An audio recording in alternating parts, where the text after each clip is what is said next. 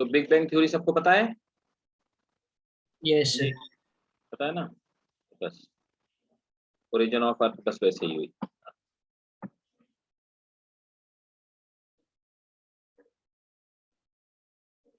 तो देखो मैं बताता हूँ आपको ओरिजिन ऑफ अर्थ कैसे हुई। हाँ ये रहा। तो आज अभी जो मोस्ट ससेप्टेबल थ्योरी है वो यही बिग बैंग थ्योरी है। वो यही करती है। बिग बैंग मतलब सीरीज, वेब सीरीज की बात नहीं कर रहा हूँ, थ्योरी की बात कर रहा हूँ, ज्योग्राफी वाली। तो ज्योग्राफी की थ्योरी है जो ये बताती है कि अर्थ का ओरिजिन कैसे हुआ, है ना। अब अर्थ का ओरिजिन कैसे हुआ? तो पहले एक फ्लैट सोलर नेबुला था, एक सन का एक्सप्लोजन हुआ, नेबुला का फॉर्मेशन हुआ, और जो क्लाउड की तरह था ये घूमने लगा, स्पिन करने लगा और कॉन्ट्रैक्ट होने लगा। कंडेंसेशन की वजह से बहुत छोटे छोटे क्लम्प का फॉर्मेशन हो गया, है ना, that grow in moon size, जिनको प्लेनेटिसिमल्स कहा गया। प्लेनेटिसिमल्स कहा गया। तो प्लेनेटिसिमल्स क्या थे? छोटे छोटे प्लेनेट जैसे स्ट्रक्चर थे, उनका फॉर्मेशन होना स्टार्ट हुआ, इन्हें प्लेनेटिसिमल्स कहा गया।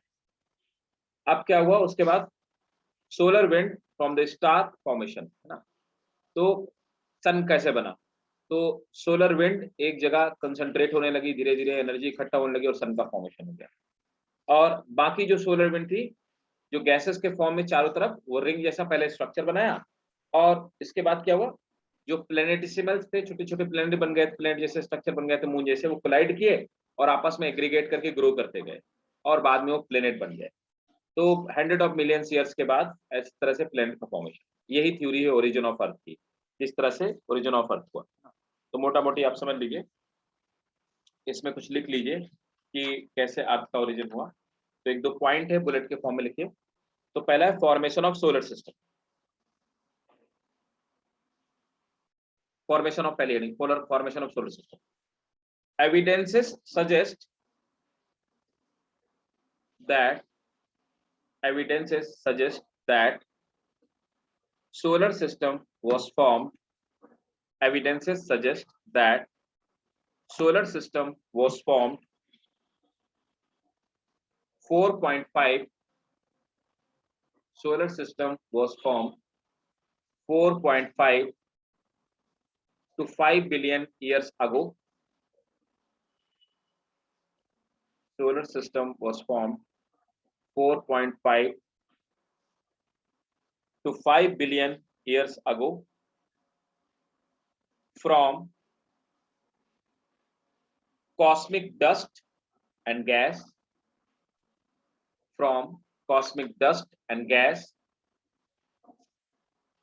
and that was termed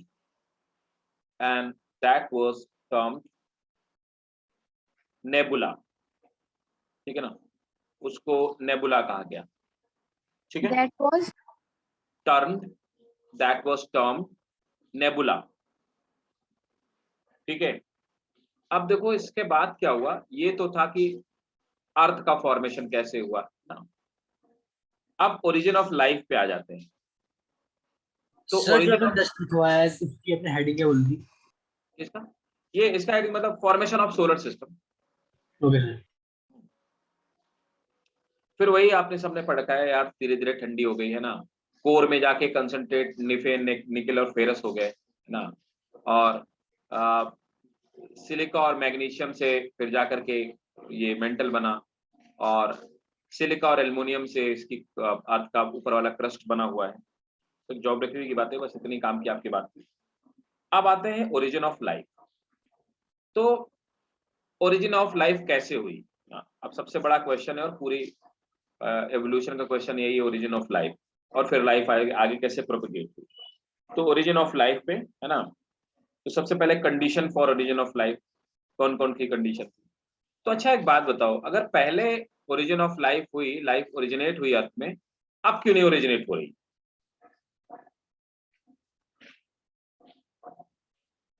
क्यों? Condition for origin of life. तो कौन सी ऐसी कंडीशन बनी जिनकी वजह से अर्थ में लाइफ ओरिजिनेट हुई? कौन सी ऐसी कंडीशंस बनी जिनकी वजह से अर्थ में लाइफ ओरिजिनेट? तो conditions for origin of life देखो,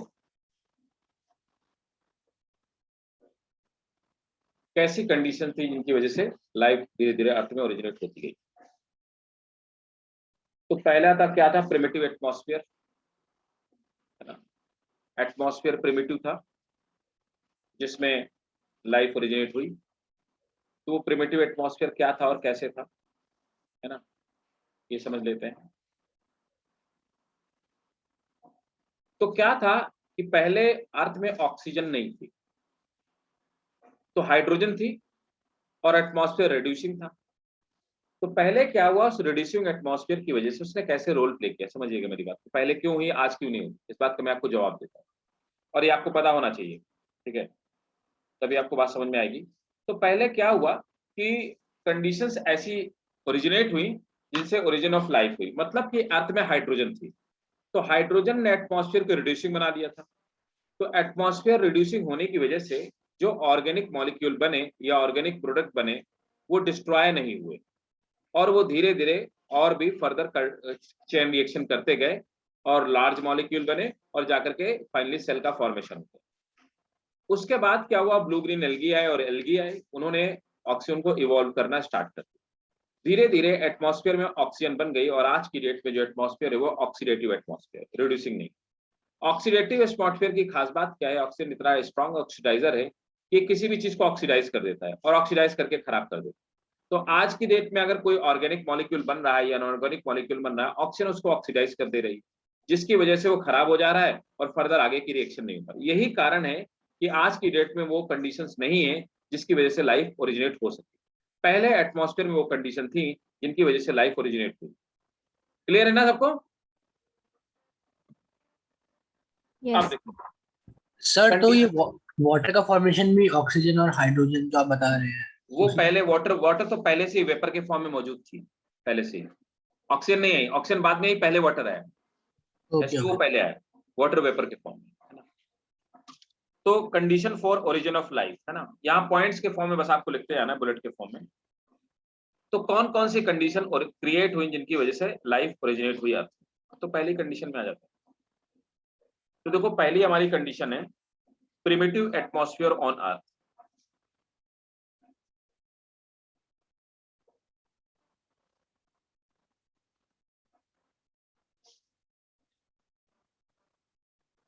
तो पहले अर्थ में क्या हुआ, एक प्रिमिटिव एटमॉस्फेयर क्रिएट हुआ। वो प्रिमिटिव एटमॉस्फेयर क्या था? तो पहला, सबसे पहला प्रिमिटिव एटमॉस्फेयर से, है ना, इट वाज strongly reducing,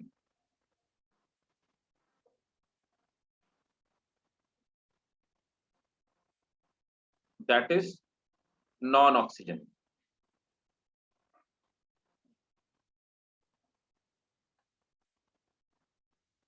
है ना। तो स्ट्रांगली नॉन ऑक्सीजनिक था क्योंकि as hydrogen was the most common gas, है ना। फिर क्या हुआ, इसके बाद नेक्स्ट पॉइंट एक और लिखो। अच्छा, कॉम्पोजिशन में आपको बता दूं, कॉम्पोजिशन क्या क्या था एटमॉस्फेयर का। तो अगर बात की जाए कि अर्थ इतनी हॉट थी, बिल्कुल तपता हुआ एकदम गोला, आग का गोला था, तो उसके चारों तरफ जो एटमॉस्फेयर था वो किन गैसेस से मिलकर बना था? तो सबसे पहले जो गैस मौजूद थी वो तो हाइड्रोजन ही थी। दूसरी NH3, अमोनिया गैस के फॉर्म में थी, हाइड्रोजन गैस के फॉर्म में था, वाटर मौजूद था किसके फॉर्म में, वेपर के फॉर्म में, मतलब गैस के फॉर्म, वेपर कहो चाहे आप गैस के फॉर्म में। और क्या मौजूद था, और मौजूद था मीथेन CH4, याद रखिएगा ये भी गैस के फॉर्म में था। तो इतनी चीजों ने मिलकर के प्रिमिटिव एटमॉस्फेयर का फॉर्मेशन किया, ये कॉम्पोजिशन था एटमॉस्फेयर, ठीक है। और इसके नीचे नोट करो, note there was no oxygen, there was no oxygen in primitive atmosphere. तो ऑक्सीजन मौजूद नहीं थी। Next point, gravitational forces of the earth, gravitational forces of the earth were sufficient, gravitational forces of the earth were sufficient to prevent the gases, to prevent the gases surrounding the earth from escaping to outer space।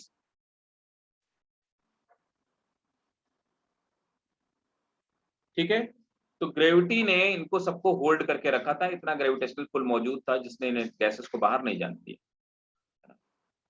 तो ये था हमारा primitive atmosphere का composition, जिसमें अर्थ को, है ना, right,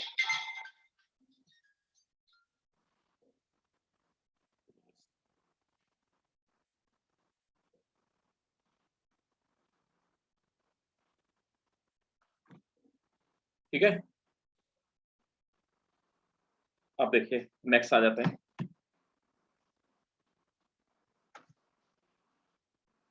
next है chemical and water.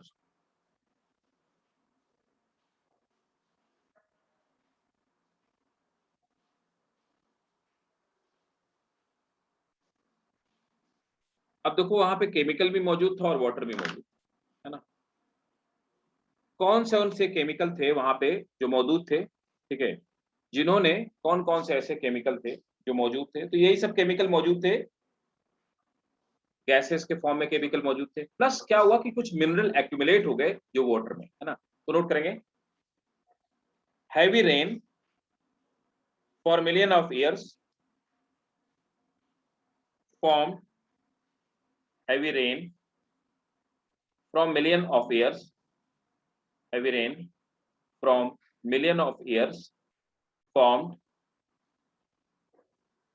river, lake, formed river, lake and oceans, formed river, lake and oceans।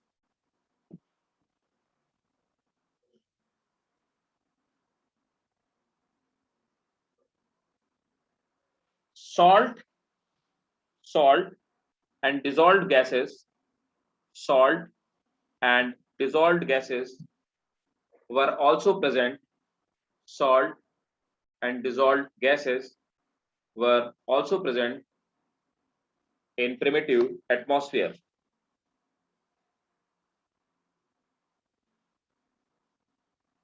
Next, energy sources।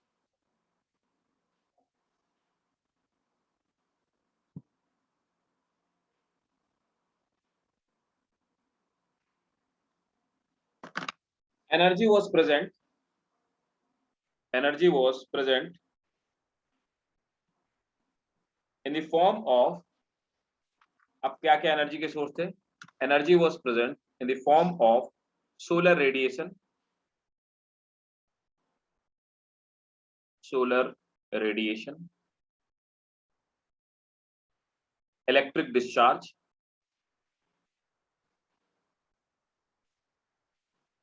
Solar radiation, electric discharge, volcanic eruption, volcanic eruption and cosmic rays। तो evolution के लिए, life के starting के लिए, life के originate होने के लिए जो एनर्जी थी वो सोलर रेडिएशन के फॉर्म में मौजूद थी, इलेक्ट्रिक डिस्चार्ज के फॉर्म में मौजूद थी, वोल्केनिक इरप्शन के फॉर्म में मौजूद थी और कॉस्मिक रेस के फॉर्म में मौजूद थी। ठीक है, last but not the least, जो चौथी चीज अवेलेबल थी ओरिजिन ऑफ लाइफ के लिए, that was the sufficient time. There was sufficient time for the origin of earth, है ना। तो अर्थ के ओरिजिनेट होने के लिए सफिशिएंट टाइम अवेलेबल था, है ना, क्योंकि बहुत ज्यादा टाइम था लाइफ को ओरिजिनेट होने के लिए, तो वो टाइम भी अवेलेबल था, ये भी फैक्टर था। ये फैक्टर याद रखना, क्वेश्चन ऐसे पूछा जाता है थ्योरीज से, और इनसे क्वेश्चन ऐसे पूछे जाते हैं, which of the following is correct और which of the following is wrong, और इनमें से कौन सी, ये क्वेश्चन आ चुका है कि इनमें से कौन सी ओरिजिन ऑफ लाइफ के लिए कंडीशन थी, कौन सी नहीं थी, ऐसे क्वेश्चन आपको पूछे हैं, ठीक है। तो सर ये सफिशिएंट टाइम मतलब कि कोई डिस्टॉर्शन या कोई डिस्टर्बेंस क्रिएट नहीं हुई ना अर्थ में? मतलब एक जब लंबा समय, बहुत मतलब एक 1 बिलियन ईयर्स लगे, समझो, अर्थ ओरिजिनेट होने के बाद लाइफ के ओरिजिनेट होने तक 1 बिलियन लगे, 1 बिलियन टाइम, तो एक टाइम बहुत ज्यादा था, टाइम फ्रेम भी मौजूद था, है ना। इस पूरे टाइम फ्रेम तक कोई सिचुएशन मौजूद चेंज नहीं हुई, तो वैसी वही की मतलब वैसी बनी कोई हुई। कोई डिस्टरबेंस क्रिएट नहीं हुई बीच हाँ में? वही, एटमॉस्फेरिक कंडीशन चेंज नहीं हुई, अगर वो चेंज हो जाती, मान लो ऑक्सीजन हो जाता तो बंद हो जाता मामला वहीं पे, है ना, यस। ये रीजन। अब देखो, मैं आपको पहले बताऊं, अब आते हैं, ये तो था कि लाइफ कैसे ओरिजिनेट हुई, है ना। अब ओरिजिन ऑफ लाइफ के लिए बहुत सारे लोगों का अपना अलग अलग क्या है, views.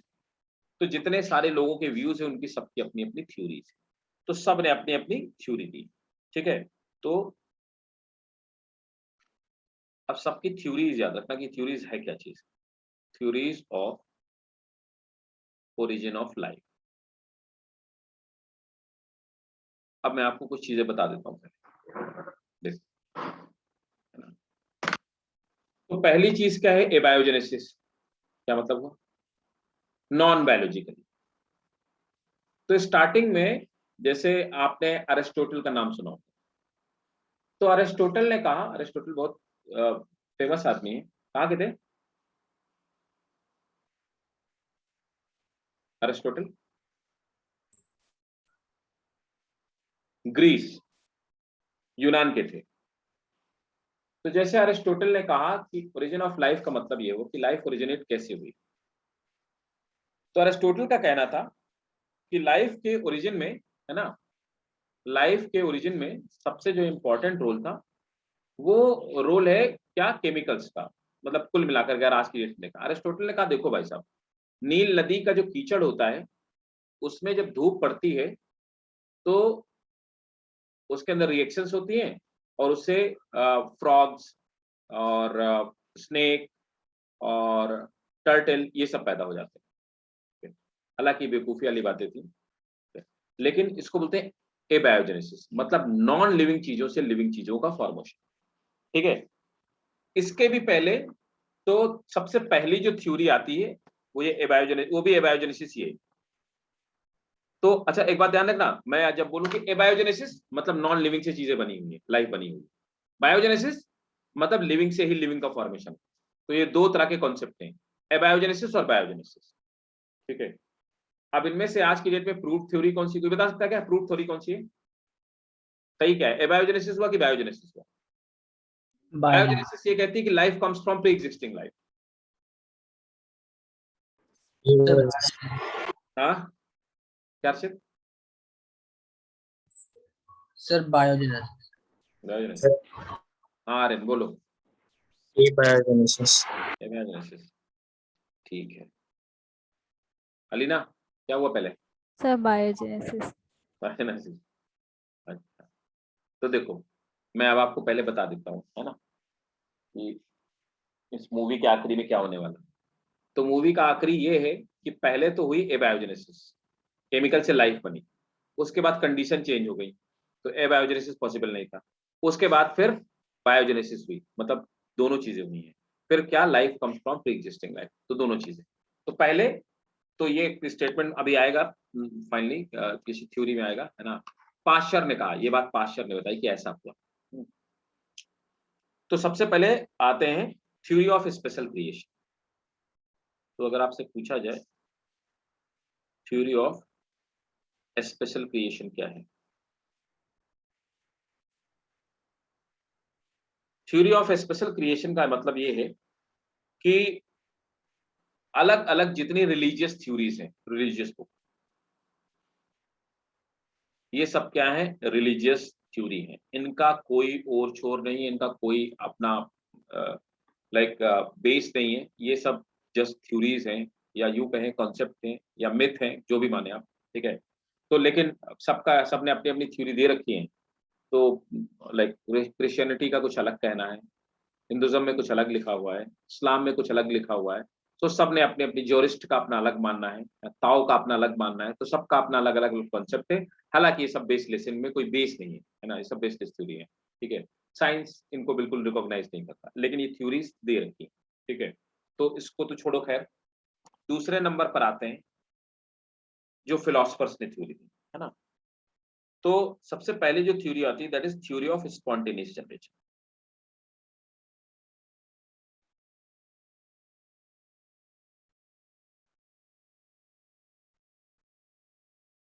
Theory of spontaneous generation. अब थ्योरी ऑफ स्पॉन्टेनियस जनरेशन क्या है? ये कहती है कि अचानक से लाइफ पैदा हुई, जो मैंने अभी आपको थोड़ी देर पहले बताया, है ना। तो इस थ्योरी को दिया गया था 17th सेंचुरी में, है ना। और इस थ्योरी को जो देने वाला सबसे पहला आदमी था ना, उस आदमी का मैंने आपको नाम बता ही दिया, है ना। तो अरिस्टोटल पहले ही थ्योरी दे गए थे, अरिस्टोटल ने पहले ही कहा था, है ना। तो आप ब्रैकेट में लिख लेना, इस ऐसे अरिस्टोटल आगे रेफरेंस के लिए लिख लेना, ताकि आपको याद रहेगा अरिस्टोटल ने क्या कहा था, है ना। नोट करो, turtle snake and frog originate from the mud of Nile river. Originate from the mud of Nile river. एक और खतरनाक आदमी था, वॉन हेलमोंट का नाम सुना है क्या किसी ने? वॉन हेलमोंट नाम सुना किसी ने? वॉन हेलमोंट याद रखना, पूछा जाता है। वॉन हेलमोंट भी इसी का साथी निकला। इसने कहा कि एक काम करो, इसने कहा कि डार्क रूम में, ठीक है, डार्क रूम में एक कबर्ड रख दो, है ना। तो इसने कहा कि डार्क रूम में एक कबर्ड रखा जाए, ठीक है। तो डार्क रूम में एक कबर्ड रखा जाए और उसमें एक डर्टी शर्ट रख दी जाए, प्लस उसमें क्या रख दिया जाए? वीट रख दिया जाए। तो 3 वीक्स के बाद, आफ्टर 3 वीक, तो 3 वीक के बाद क्या होगा? माइस डेवलप ऑटोमेटिकली, स्पॉन्टेनियसली। तो उसने बोला कि चूहे अपने आप बन जाएंगे। ये वॉन हेलमोंट का एक्सपेरिमेंट था। तो वॉन हेलमोंट का ये बकवास एक्सपेरिमेंट था। ये दोनों ही क्या कह रहे हैं, क्या हो रही है? अचानक से लाइफ बन जा रही, स्पॉन्टेनियस जनरेशन। तो याद रखना इन दोनों ने कहा क्या था, ठीक है। ये किसको सपोर्ट करते हैं? थ्योरी ऑफ एबायोजेनेसिस को सपोर्ट करते हैं, ठीक है। समझ में आ गया? Yes sir. Yes, sir. ये जितना ब्रैकेट में लिखा सर याद ये रखना। स्पॉन्टेनियस जनरेशन हमने एबायोजेनेसिस को ही बोला है ना? हाँ देखो, मैंने कहा कि जो थ्योरी जितनी हम अभी तक थ्योरी पढ़ेंगे अभी से आखिरी तक, है ना। तो जो ये कहें कि नॉन लिविंग से लिविंग बना है, दोनों लोग यही बात कह रहे हैं ना, इनमें से दोनों यस सर। एबायोजेनेसिस। तो हम सभी थ्योरीज को दो ही कैटेगरी में रखेंगे, या तो एबायोजेनेसिस या बायोजेनेसिस। तो क्वेश्चन घुमा के पूछा जाता है ना, तो थ्योरी ऑफ स्पॉन्टेनियस जनरेशन किसको प्रूव कर रही है? एबायोजेनेसिस को कर रही है ना। Yes sir. यस। याद रखना, पूछा जाता है विच of the following is supporter of biogenesis, which of the following is not supporter of biogenesis. तो इसलिए कंफ्यूजिंग, इसलिए मैं आपको बताते चल रहा हूं कि अब दोनों को आप कैटेगराइज अपने मन से खुद करते आना, ठीक है। तो सभी थ्योरीज किसी न किसी क्लास में जाएंगी, या तो बायोजेनेसिस में या एबायोजेनेसिस। हाँ, तो ये सब लोग सपोर्ट कर रहे थे इस एबायोजेनेसिस को। अब तीसरे नंबर पर, अच्छा हाँ तीसरे नंबर पर नहीं, तो ये सब लोगों को कुछ साइंटिस्ट उन्होंने बोला सब पागल हैं लोग, बेकार की बातें कर रहे हैं। तो वो लोग बोले सब बकवास कर रहे हैं लोग। वो कौन लोग थे जो बोले, है ना। तो उन्होंने कहा कि हम एविडेंस देखते हैं कि ऐसा कुछ नहीं होता है, लोग बता जो वॉन हेलमोंट और अरिस्टोटल कह रहा है सब बकवास चीज है। तो ये एविडेंसेस इन्होंने दिए, एविडेंसेस बहुत इंपॉर्टेंट है, evidences against spontaneous generation. Spontaneous generation. तो स्पॉन्टेनियस जनरेशन के अगेंस्ट कुछ एविडेंसेस थे। तो ये एविडेंसेस, इसको चैलेंज किसने किया? सबसे पहले चैलेंज किया लाज़ारो स्प्लाज़िनी ने।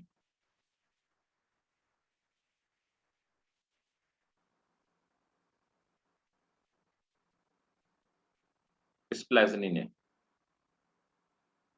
ठीक है। लाज़ारो स्प्लाज़िनी जो था ये इटालियन साइंटिस्ट था। फिर दूसरे नंबर पर एक साइंटिस्ट आया, उसका नाम था फ्रांसिस्को रेड्डी। फ्रांसिस्को एक मिनट,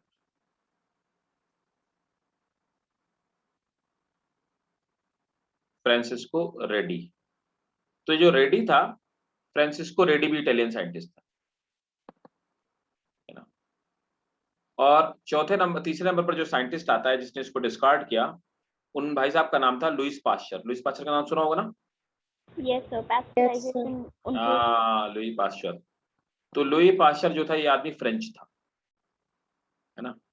अब मैं तीनों के एक्सपेरिमेंट दिखाऊंगा, उनका ले लेना आप स्क्रीनशॉट में। आपको सिर्फ एक्सप्लेन कर देता हूँ कि तीनों लोगों ने कहा था। इन्होंने एक्सपेरिमेंट किया और प्रूफ किया और बोला एबायोजेनेसिस नहीं होती, ये बेकार की बातें हैं। Life comes from pre existing life, इनका कहना है कि बायोजेनेसिस होती है। तो ये स्पॉन्टेनियस जनरेशन के अगेंस्ट थे, मतलब इन्होंने किस चीज को सपोर्ट किया?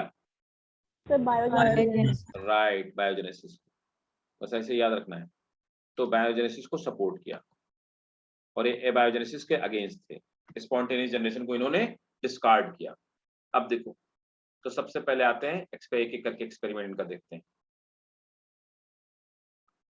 तो सबसे पहले आता है हमारा स्प्लाज़िनी, है ना।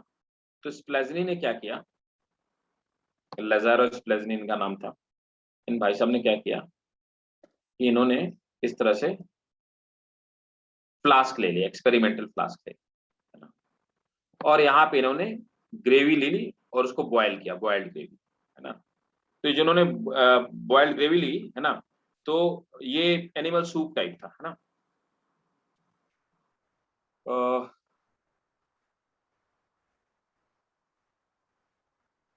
Animal soup. तो इन्होंने बॉयल किया, बॉयल करने के बाद एक फ्लास्क को ओपन रख दिया, एक फ्लास्क को क्लोज कर दिया।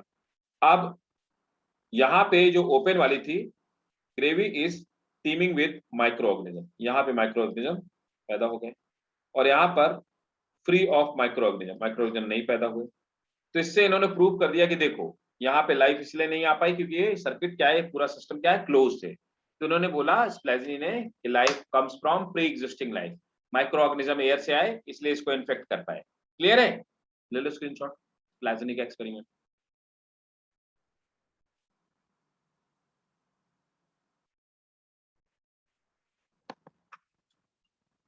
ठीक है, तो एनिमल सूप या ब्रोथ इसी को बोलते हैं, ब्रोथ, ये लिया था। ठीक है, तो ये देखो था स्प्लाज़िनी का एक्सपेरिमेंट। अब चलो आगे आते हैं। स्प्लाज़िनी के एक्सपेरिमेंट के बाद अब रेड्डी का एक्सपेरिमेंट देखते हैं।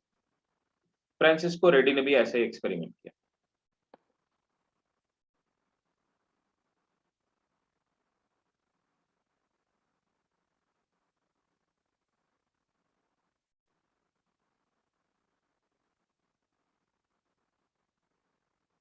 देखो दिखाता हूँ रेड्डी का एक्सपेरिमेंट।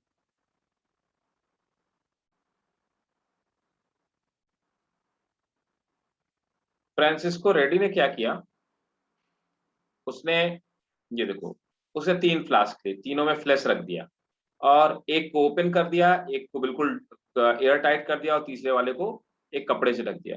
इसने देखा कि इन दोनों में लाइफ ओरिजिनेट नहीं हुई। उसने देखा यहाँ पे फ्लाइज ने विजिट किया और यहाँ पे लार्वा दिया तो मैगट का फॉर्मेशन हुआ। यहाँ पे फ्लाइज विजिट नहीं कर पाई तो मैगट बन ही नहीं पाए। यहाँ पर इसने देखा कि ये वो ओपन था तो फ्लाइज आ रही थी और ये एग ले कर रही थी, तो यहाँ पे नए लार्वा का फॉर्मेशन हो गया।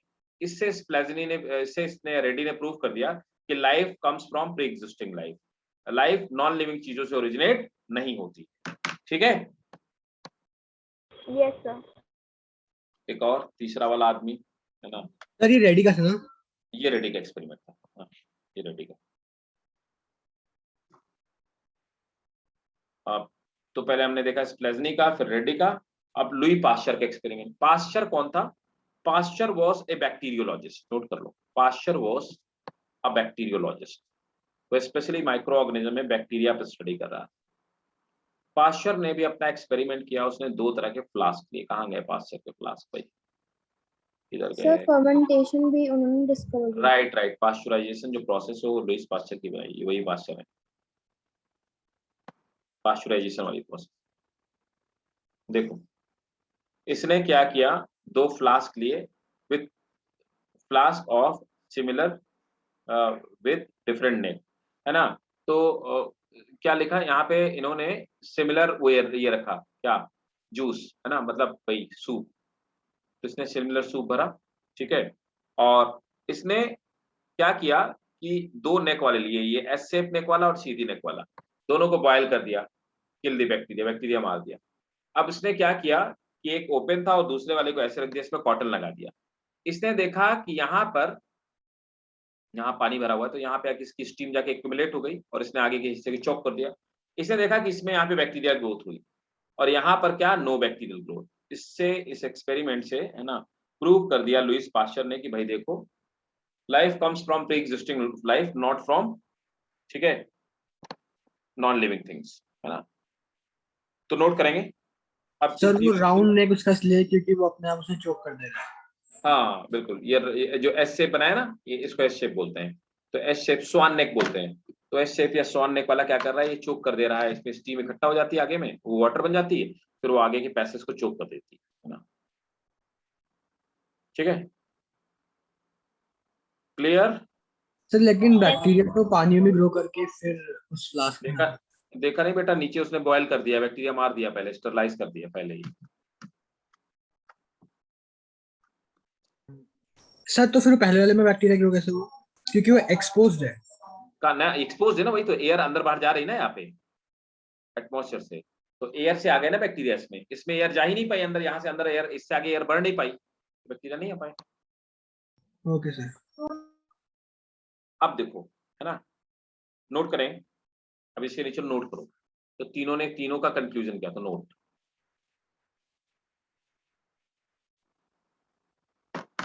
It has been proved beyond doubt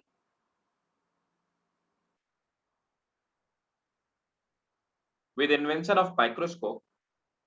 It has been proved beyond doubt with invention of microscope that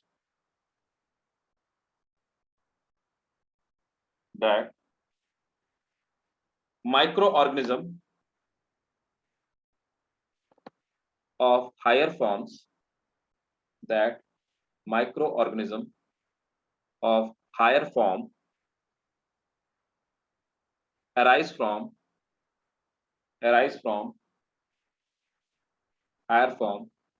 from pre-existing microorganism,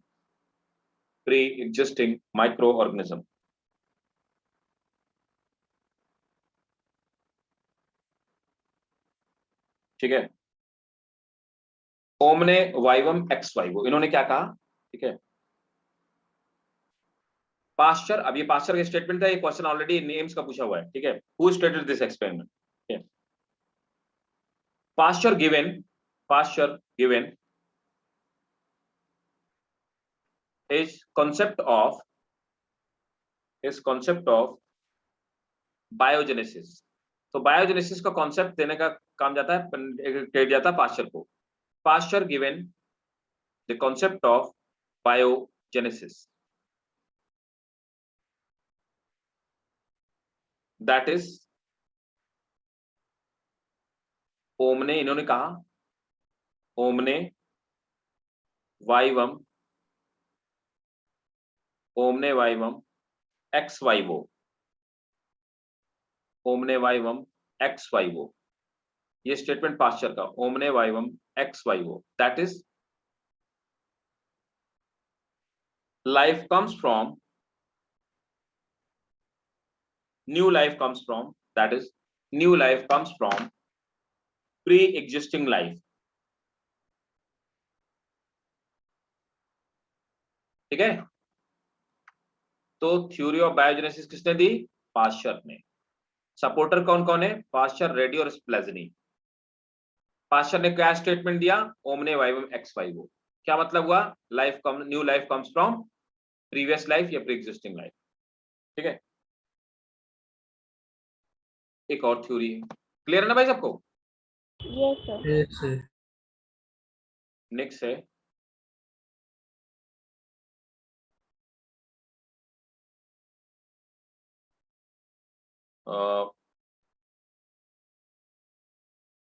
cosmozoic theory.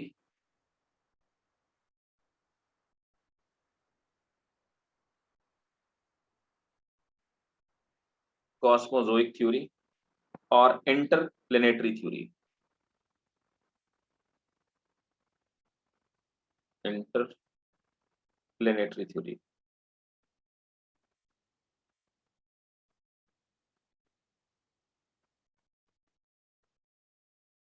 ये जो थ्योरी देने का काम दिया है ना, इसी थ्योरी को हम लोग बोलते हैं थ्योरी ऑफ, याद रखना क्या क्या कहते हैं, इसी को बोलते हैं थ्योरी ऑफ पैनस्पर्मिया।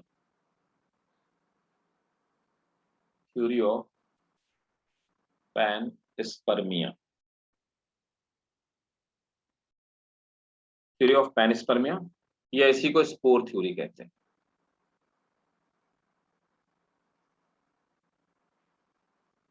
तो cosmozoic theory, interplanetary theory, theory of panspermia या स्पोर थ्योरी क्या कहती है? इसको एक्सप्लेन किसने किया ये भी बताता हूँ। एक भाई साहब थे अर्हीनियस, इनका तो नाम सुना होगा, अर्हीनियस है ना, एक साइंटिस्ट थे अर्हीनियस। देखो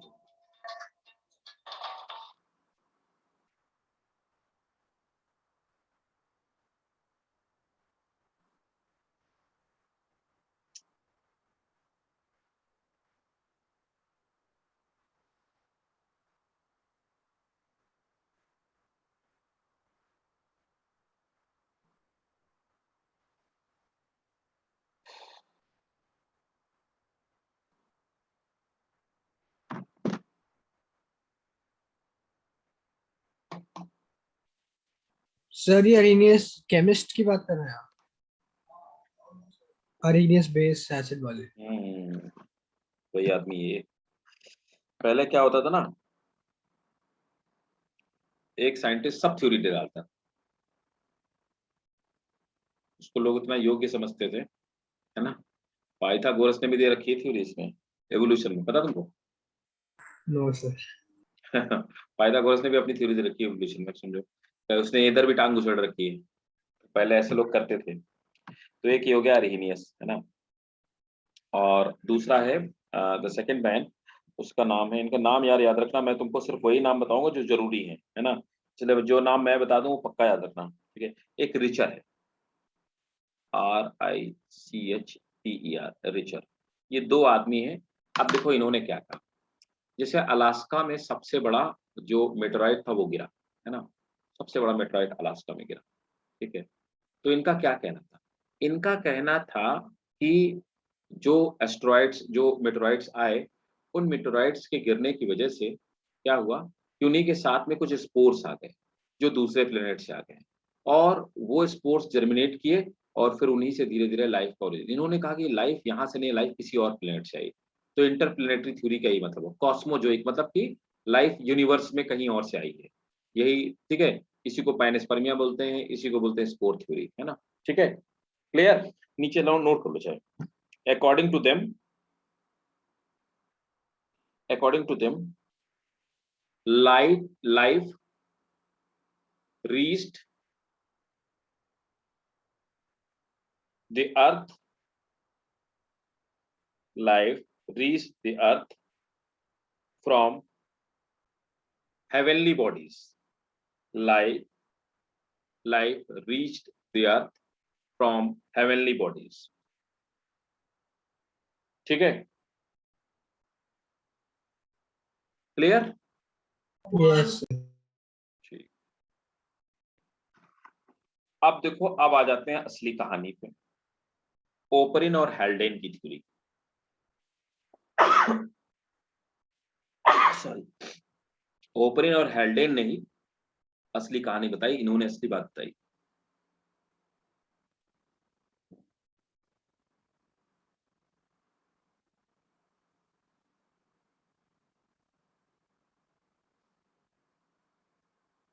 अब ये ओपरेन और हेल्डेन थ्योरी क्या है? इसी को बोलते हैं मॉडर्न थ्योरी।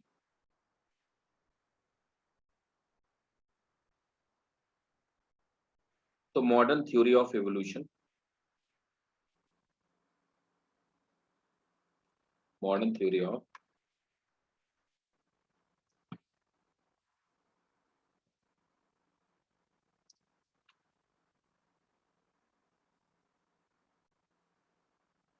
ठीक है। तो देखो मॉडर्न थ्योरी ऑफ जो एवोल्यूशन है, तो मॉडर्न थ्योरी ऑफ एवोल्यूशन ये ओपनियन और हेल्डेन ने दी। कौन थे? तो देखो यहाँ पर एक साइंटिस्ट थे, उनका नाम वो रशियन बायोकेमिस्ट थे। तो एक थे रशियन बायोकेमिस्ट और ये भाई साहब थे एआई ओपरिन, एआई ओपरिन इनका नाम, ठीक है। ये थे रशियन बायोकेमिस्ट और एक इन्होंने 1923 में अपने कॉन्सेप्ट को दिया। एक दूसरे थे वो ब्रिटिशर्स थे, है ना। सो he was English biologist.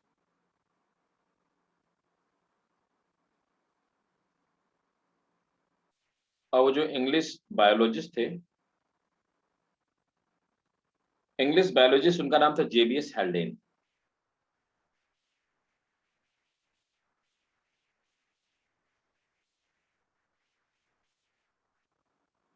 Nineteen 28 में इन्होंने कॉन्सेप्ट दिया। तो इन लोगों ने कहा क्या? ओपरिन ने स्पेशली, है ना, मैं अब मेरी बात को बहुत ध्यान से समझना, जो मैं अभी आपको बात बता रहा था वो बात इन्हीं लोगों ने बोली। तो इन लोगों ने क्या कहा, इनमें से ओपरिन का कहना था, ठीक है, नोट करेंगे, नोट ही कर लो। The theory was summarised in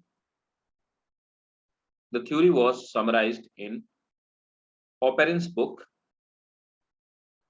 The theory was summarized in Oparin's book, The Origin of Life. The Origin of Life. Sir ये तो डार्विन की बुक का नाम। No. The Origin of Life by means of वो उसकी अलग theory है, ठीक है। नेचुरल सिलेक्शन, ये उसका कॉन्सेप्ट था, आगे ये भी जुड़ा हुआ है। दी ओरिजिन ऑफ लाइफ, है ना। और इसने इसका जो इंग्लिश एडिशन था, ओपरिन की बुक है ओरिजिन ऑफ लाइफ, और इसका इंग्लिश एडिशन है, इंग्लिश एडिशन ने इसने जो पब्लिश किया उसका नाम है ए बायोजेनेसिस। और पूछा जाता है किसने कहा था, ए बायोजेनेसिस फर्स्ट।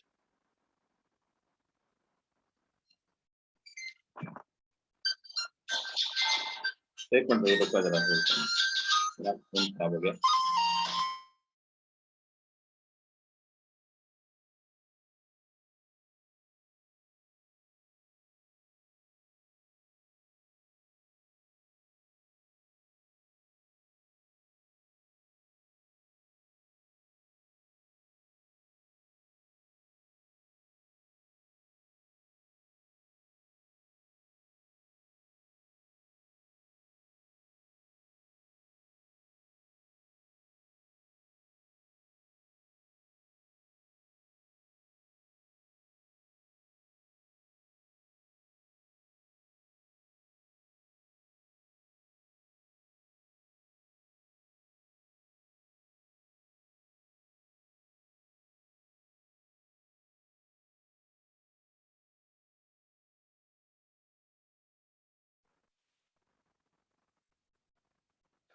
ठीक है, तो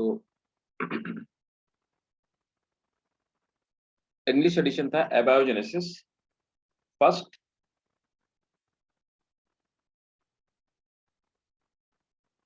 बट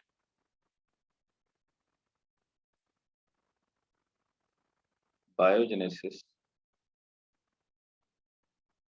सिंस एवर, ठीक है। Abiogenesis first but biogenesis since ever, है ना, ये इन्होंने कॉन्सेप्ट दिया, ठीक है। तो इन्होंने बोला कि सबसे पहले बायोजेनेसिस हुई और उसके बाद से क्या हुआ, सबसे पहले एबायोजेनेसिस हुई और उसके बाद से फिर लगातार क्या होती गई, बायोजेनेसिस होती गई। क्लियर है? Yes, sir.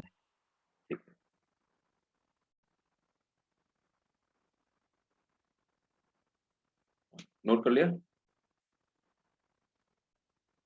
So 1 minute.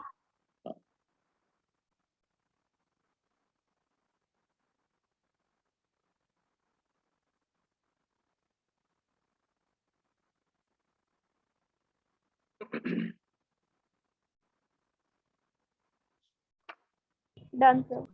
ठीक है, डन। ठीक है, अब ये जो ओरिजिन ऑफ लाइफ थी, इन्होंने ये क्या कहा, ओपनिन और हेल्डेन का देखो कॉन्सेप्ट क्या था। ठीक है, इनका जो कॉन्सेप्ट था ओपनिन और हेल्डेन का, है ना, ओपनिन हेल्डेन ने, मैं आपको दिखाता हूँ।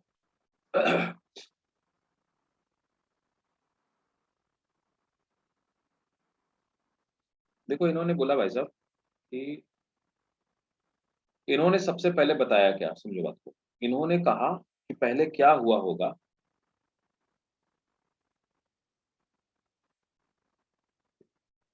इन्होंने कहा कि पहले ऐसे हुआ होगा, ये पहले फ्री मॉलिक्यूल्स बने होंगे, है ना, फिर इनऑर्गेनिक मॉलिक्यूल्स बने होंगे, पहले फ्री मॉलिक्यूल्स बने होंगे, एटम्स बने होंगे, फिर इनऑर्गेनिक एटम्स बने होंगे, उसके बाद क्या हुआ कि ये मॉलिक्यूल्स बने, ठीक है, राइट, और ये मॉलिक्यूल्स बनने के बाद फिर क्या हुआ, ये मॉलिक्यूल्स बने, और मॉलिक्यूल्स बनने के बाद फिर यहाँ पे ये ऑर्गेनिक मॉलिक्यूल्स बने, फिर कॉम्प्लेक्स ऑर्गेनिक मॉलिक्यूल बने, और फिर उसके बाद क्या हुआ, इस तरह के मॉलिक्यूल्स का फॉर्मेशन हुआ, है ना, लार्ज मॉलिक्यूल्स का फॉर्मेशन हुआ, उसके बाद लाइफ ओरिजिनेट हो गई। ठीक है,